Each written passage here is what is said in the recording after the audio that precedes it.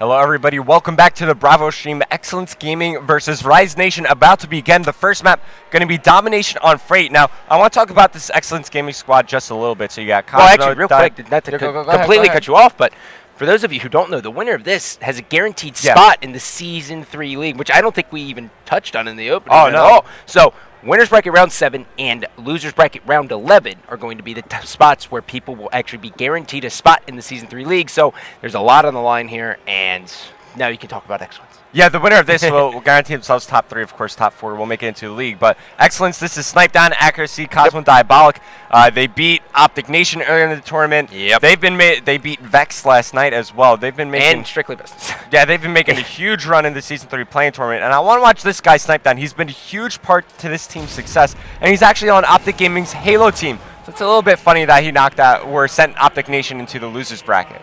Well, we'll see how long Optic Nation is actually around here. But, you know, I'll tell you what, the one thing that changed Snipedown a lot is this Vector. The Vector gives him a little bit more range, and he can actually throw on the red dot with it if he wants to, but there's a lot of times where you're going to see him run it without it at all. But right away, Rise Nation is off to an amazing start, and they bring a mean respawn game. Man, I'm going right to this Looney guy. Starting off the game 6-0, just dominating everybody that he sees. He just cleared out white by himself as Rise Nation, they were able to cap B with pretty much no contestation right there.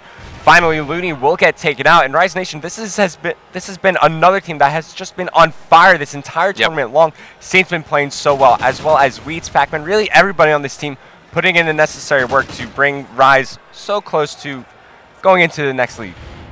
And this is an amazing play right now. If you look at the minimap, you can just tell it's all Rise Nation, but notice where they're positioned and where Excellence is going to be spawning. They're forced to spawn in the back, and now they have no idea where it's at. So they're going to hop on B, but because of this, they are now going to lose their home flag, which they'll most likely rotate over to C, which will probably be the next call, but they actually get the back spawn, so that is very unfortunate. Yeah, Saint, is he going to be able to capture A? Oh, so close. It is neutralized, but take a look at Diabolic. So he was the player that decided to run right through red, cut through fire, and now he's going to be able to capture C. Look, actually, he's going to play for the neutral. I think he could have got it if he decided to stay there, but playing for the neutral, definitely a safer play to make. Now, he can get sandwiched right here. There's one player on C, another one coming behind him at green. That block finds one, but Wheat's right behind him. It looks like Rise, they will be able to regain control of their home flag, but now action going down over near B flag. Pac-Man, big kills from him if he can make them. He has one. Teammate going to clean it up, and he's going to do this. You're going to see Pac-Man do this at all times. All he does is flood through crates. He's the aggressor on every single map. On Warhawk, he's the guy running the lightweight class, pushing into post office. It's what he does. He relies a lot on his shot, and he has to win this one battle here. He's going to be coming to this right. He should be cleaned up here in just a second, and almost gets away with it. Yeah, I like to play going for the neutralize and then just running towards the head glitch in the back of the car. Unfortunately, Cosmo was coming from the crates. Pac-Man kind of expected him to come either from the sandbags or from bottom wood, but Pac-Man, he's probably one of the most annoying players I've ever played against. He's constantly in your base, constantly shooting in your back, and you always have to worry about him. And it takes a lot of time off the clock when you're worrying about Pac-Man in your base. You got to check every single corner. You got to clear out wood. You got to clear out top wood, bottom white, top white, and chances are he might not even be there. So, you know, a lot of people say he has kind of like a noob play style almost with how aggressive he is, and because there's some spots where you're like, oh, he should not be there, but to be honest, that is just Pac-Man. He's always been that way. He's a national champion for a reason, and I don't think it's ever going to change, man. Oh, without a doubt. So Rise Nation 3 go down. It's going to be Wheats on your screen. Pac-Man going to help out with the assist there as he throws out an A towards B. He's going to find one more kill at crates. Thought he was going to try to go for the neutral on A, but unfortunately, it was Excellence getting a spawn over near crates. Saint now on your screen. This guy, he's the new pickup now. Yeah. He hasn't been performing too well in the respawns, but his search and destroy game, so good. Yeah, and, you know, it was interesting when, you know, Fears kind of pieced out for this team. I didn't know what the dynamic would look like with Saint, but on LAN, in an open bracket, not in a soundproof booth, I think this is probably the worst team you could possibly play against. Saint gets real loud. Saint gets real loud, and Pac-Man, well, he's a jerk.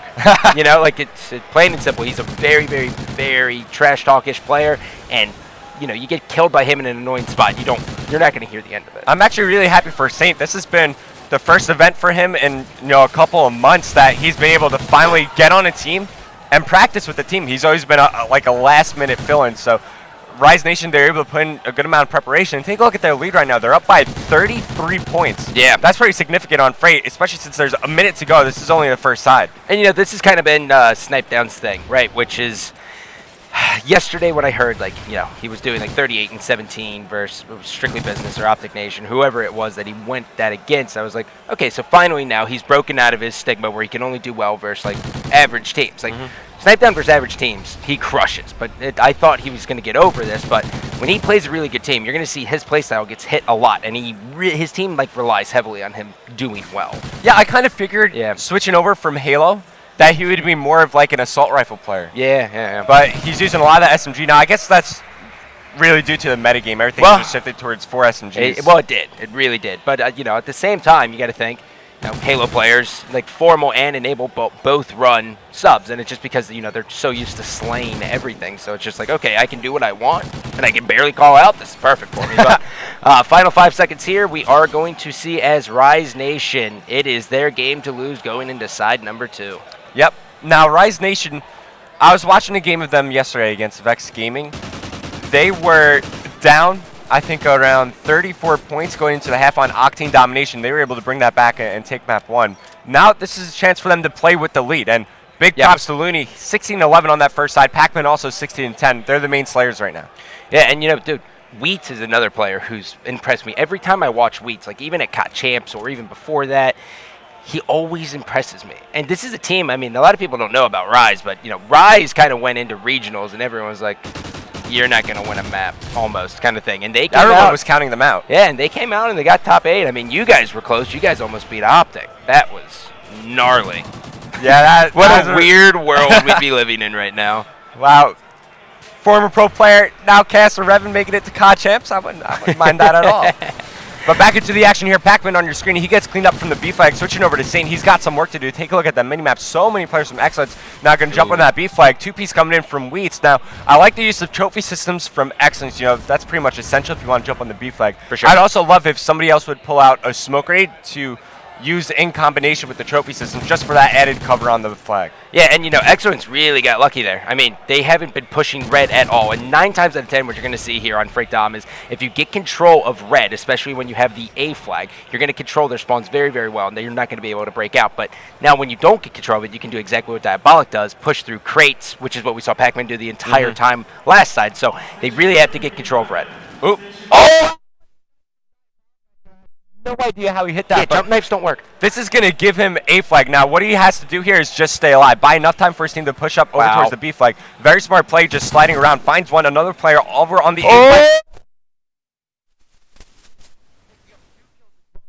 Give his teammates time to push up on the map and contest for this B flag. It will get neutralized. Here comes the accuracy. Finds one, but he's going to get shot to the side. Almost turning on that player. That's going to be Wheats.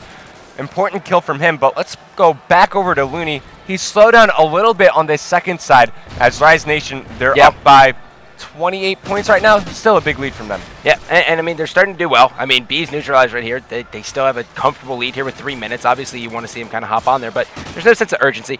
You know, Rise so aggressive. They always just want to push through and try to just push you as far back as possible, which sometimes it's good, sometimes it's bad. It depends. When you're playing with the lead, it could be bad because you could get that inevitable flip, which is a nightmare.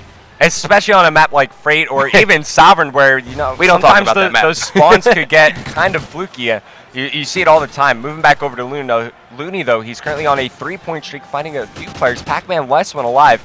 He's got some kills to make on this B flag. His teammates, they're going to spawn up. Wheats does connect with the grenade, takes out Diabolic, so the B flag has been saved momentarily. And Rise Nation, they're just building on their lead right now. And I'm going to go ahead and say it. I think these guys are going to win the Season 3 playing tournament. Yeah, I think so too. I mean, I haven't really seen anything from Excellence that would tell me otherwise. I mean, they're a little bit behind in this lane department. This side two has been a lot better for them. Snipedown's real quiet right now. Yeah, he's. I mean, what is that? -9, growing, -8 now. So I mean, Snipedown, he's got a little bit to go, but I think first game jitters. 10 a.m. in the morning. But the thing is you're taking a Halo player and you're taking him from a respawn game type, which he should shine, to a search and destroy, which he's inevitably going to get crushed. But, you know, Rise on the same side, you know, Pac-Man, notorious also for kind of playing a little bit stupid on search if they can anticipate it. But it depends on what it is. I think if it's a Warhawk, I think they can pull it out. Because you're going to have a lot more Camp Fest-ish search and destroy strategy where offense is almost like an advantage for some reason. Yeah, so I was really confused in that Cursed Black game how them and FaZe Red were arguing about who would get defense since they were tied in kills. Right. If I was playing that match, I'd be like, feel free to take defense, man. I don't mind at all. Yeah, I know, man. I think the big thing is Warhawk's like the only map that's like offense heavy. I would have opted for offense. I agree with you completely, but I think they were both literally so hell-bent on just, oh, it's defense. It's defense. But it's just not how it works. But final 60 seconds here. It is mathematically impossible. It has been for about since the 2-minute mark here. But, you know, we like to kind of wait a little bit and paint the picture that there is an impossible comeback. But really looking at it here, I mean, all about Rise Nation. Snipedown's got to step it up just a little bit. But. And speaking more about the Search and Destroy gameplay from Rise Nation, they've been performing so well in that game mode all weekend long. Every time I watch them, it's like they're winning Search and Destroy 6-0, 6-1, 6-2. So they're very well versed in this game type. I think the only game type I did of them was Search and Destroy Warhawk, in which they lost. Which really? Is why I they were playing TIC, and Pac-Man went 1 in like 8 or something, which was very, very unusual. But, dude, Pac-Man, like this whole team, I just want them to make it into Season 3 just so people realize how good they really are. They're always a team that are getting like the low end of the stick. They obviously performed so well at Call of Duty Champs, missed out on the Season 2 playing tournament, and then they've been trying to get a spot in the MLG League for so long now, and it'd be great to finally see them enter it in Season 3. I think they were almost trending on Twitter back in the...